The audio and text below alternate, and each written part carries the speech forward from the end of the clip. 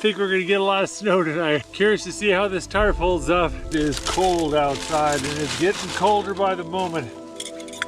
Time to make some food. For dinner, I'm having beef stew. I made it at home, vacuum sealed it, then threw it in the freezer. All I have to do now is heat and eat. Got all the boiling water in my thermos here. Just gonna go like that. Oh, I needed that so bad. Let's go ahead and eat some dinner. Got some sweet potatoes and carrots and beef chunks.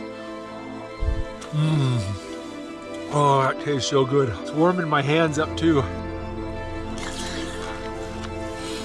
I hit the spot, but I am cold and tired and I just want to get into bed.